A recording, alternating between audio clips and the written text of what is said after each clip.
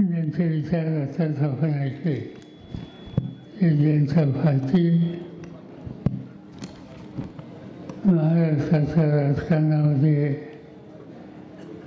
एका निर्णयानं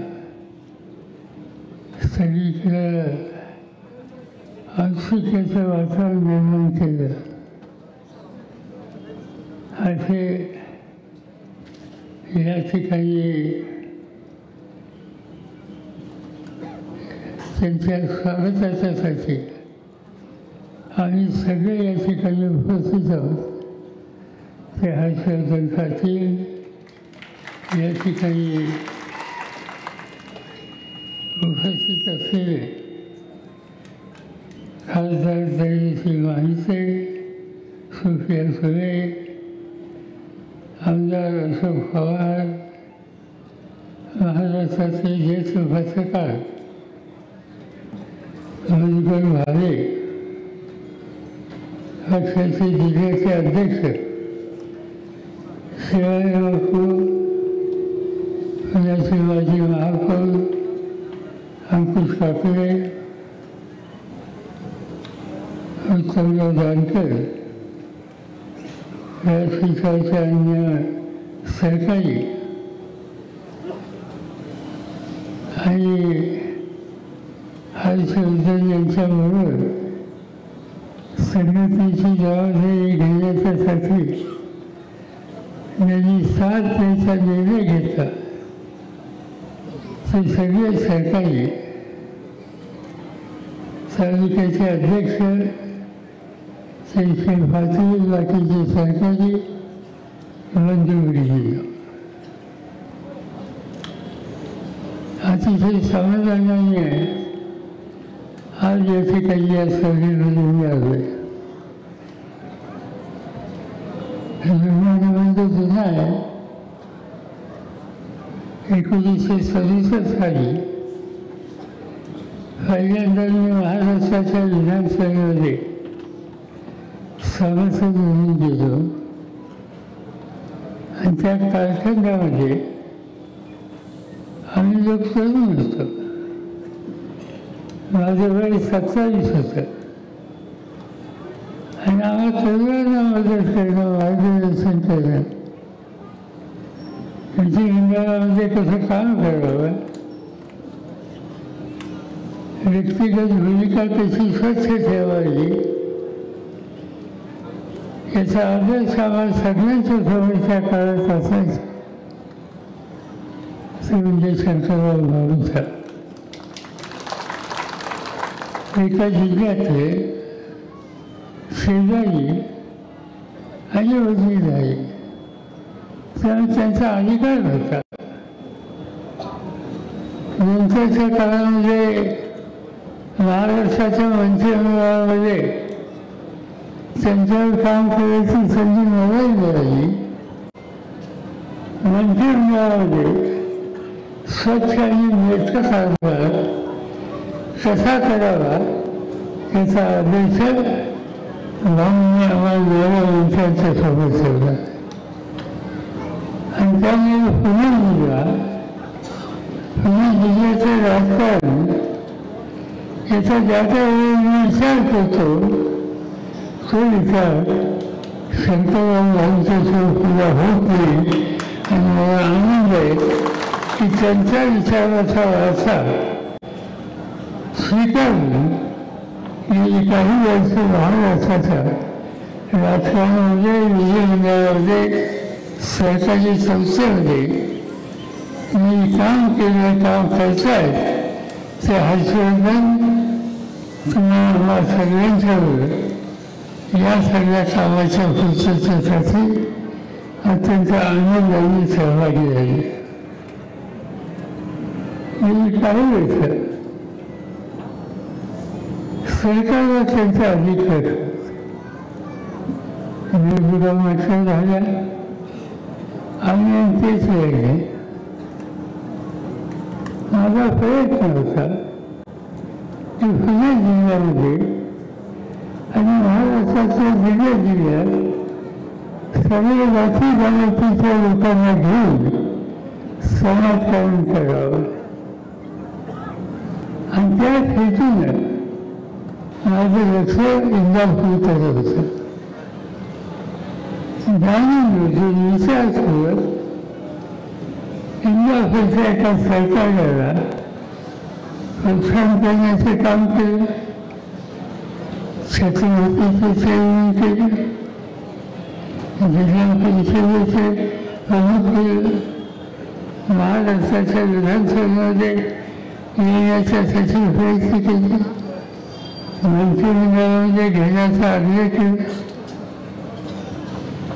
त्याच्यावरचा हेतू होता की इंदापूर तालुक्यातला दुष्काळ असेल, इथे कारखानदारीची वाढ असेल, त्यासाठी काम करणारा कोणी सरकारी असला पाहिजे आणि त्या हेतूने हे प्रोत्साहन देण्याची भूमिका आम्ही लोकांनी केलेली होती. पण इथं आल्याच्यानंतर अलीकडच्या काळामध्ये जे मी ऐकतोय माझ्या संस्थेत सुद्धा धक्का बसला. इंदापूरचं राजकारण शंकरराव भाऊंचं राजकारण म्हणजे स्वच्छताचं राजकारण, कोणाच्याही वयापेक्षाचा कधीही विचार न करण्याचं राजकारण होतं. अलीकडच्या काळामध्ये इंदापूरच्या राजकारणाला काहीतरी वेगळी दिशा काही लोकांनी दिली. मी आता इथं रोज वाचत होतो, काहीतरी रोजगार लिहिलं होतं, वनिता ज्ञान संभवा. मी बाबांनी ऐकली वनिता ज्ञान आणि इथे सुद्धा ज्ञान आहे हे अलीकडे कळायला लागले असं. आणि ते तुम्ही कोणी सांगितलं नाही. महाराष्ट्राच्या प्रशासनामध्ये मी अनेक वर्षी काम केले. जवळपास 55 वर्ष मी कुठे ना कुठे पदावर आहे आणि त्यामुळे अधिकाऱ्यांच्या ओळखी चांगल्या आहेत. अनेक अधिकाऱ्यांनी माझ्याबरोबर माझ्या हाताखाली काम केलं. कधी लेखतात, सोयाबीनचं कसं करतो, आमच्या जिल्ह्याचं कसं आहे ते सांगतात. तिथे जुने दिवस राहिलेले काय झालं, कुठं झालं, कशाचं काय सांगताय. ते आता इंदापूर तालुका लाहूनचा सरकार येतात आणि त्याचे राहत होतं आणि हल्ली त्यांचे राहत होतं त्याच्या मी बोलून होईल हे अधिकारी सांगायला लागले. इतकं वजन होती, इतके चुकीचे विचार, इतकी चुकीची माहिती कधीही या भागातल्या नेतृत्वाच्या उद्योग आलेली होती, दुर्योगाची आलेली आहे. आणि ते तिथे जायचं असेल तर परिवर्तन पाहिजे आणि परिवर्तन हवं असेल तर त्याजवळ अशा प्रकारची कुवत असणं हा नेता असला पाहिजे.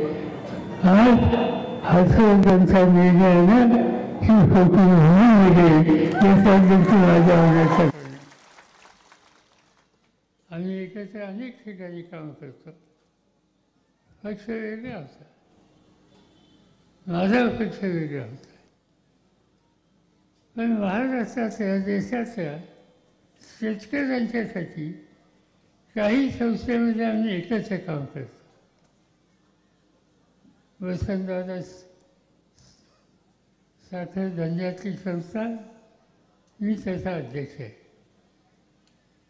आणि मॅनेजिंग ट्रस्टी हर्षवर्धन आहे. आम्ही भेटत असतो. पक्ष वेगळा होता, पण या सगळ्या कार्यक्रमामध्ये एकदा सुद्धा कधीही धोरणाच्याबद्दल मतभेद नव्हते. एकदा सुद्धा असं कधी घडलं नाही की आमच्या त्यांच्या विचारात कधीही फरक पडला नाही. आणि ज्या ज्या वेळेला नवीन काय करायचं असेल तर ज्या 2-3 सरकारांच्या ही जबाबदारी द्यावी अशी चर्चा व्हायची. त्याच्यात पहिलं नाव हर्षवर्धनचं येतं. आज साखर धंदा, ऊसाचा धंदा हा आपल्या सगळ्यांचा महत्त्वाचा धंदा आहे. देशामध्ये 2 नंबरची साखर आणि ऊसाचं पिकाचं क्षेत्र महाराष्ट्रात आहे आणि सगळ्या देशाच्या या पिकाची जी काही संकटाची स्थिती असते त्यातून त्यांची सुटका करण्याच्यासाठी जी संस्था आहे त्या संस्थेमध्ये आम्ही एकत्र काम करतो. अनेक निर्णय त्यांनी आम्ही एकत्र घेतले. अलीकडच्या काळात आणखीन एक चांगली ग्रोथ झाली आणि ती चांगली ग्रोथ ही होती कारण सगळ्या ऊसाचा धंदा, साखरेचा धंदा, इथेनॉलचं धोरण गेले 25 वर्ष ही सगळी जबाबदारी माझ्यावर होती. केंद्र सरकारमध्ये ही जबाबदारी माझ्याकडे होती आणि आम्ही सगळेजण एकाच धोरणाने करत होतो. मोदी साहेबांचं सरकार वगैरे थोडी स्थिती बदलली.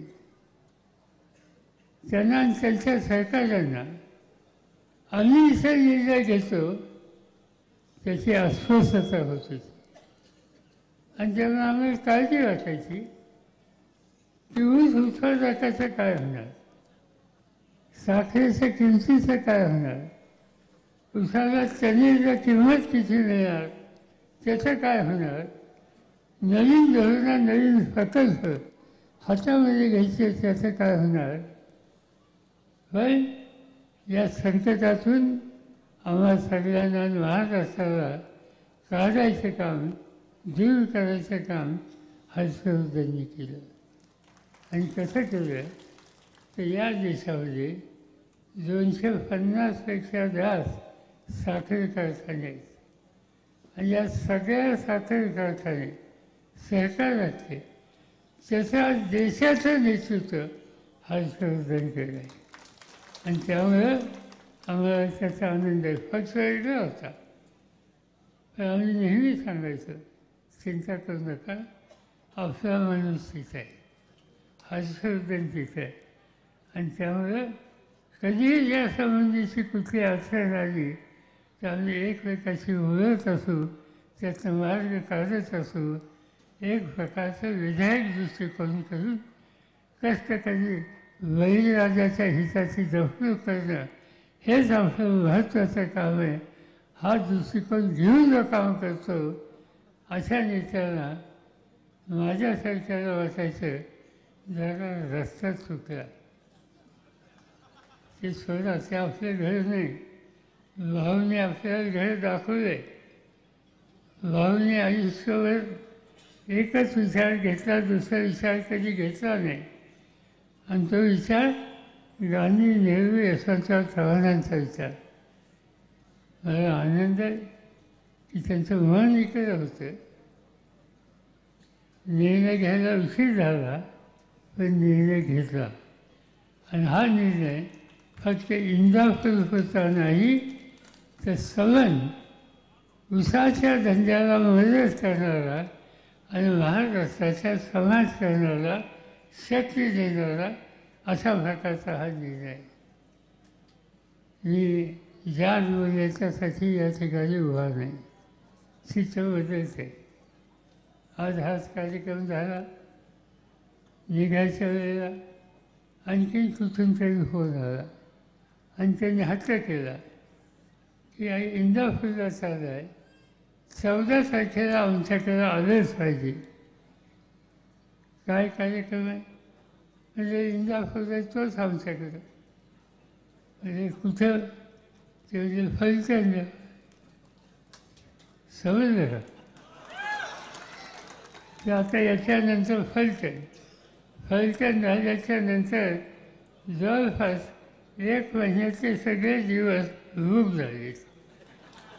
मोठ्या प्रमाणात लोकांच्या मनामध्ये निर्णय आहे की एकत्र आलं पाहिजे, परिवर्तन झालं पाहिजे आणि महाराष्ट्राचं चित्र वेगळं आहे हे सगळं हिंदुस्थानला दाखवलं पाहिजे आणि ती दाखवायची संधी आज या निमित्तानं सगळ्या महाराष्ट्रात आलेली आहे आणि म्हणून त्या रस्त्याने आपल्याला जायचे. तुम्हा सगळ्यांच्या मनामध्ये काही गोष्टीच्याबद्दल स्पष्टता आहे का नाही हे मला काही कळलं नाही.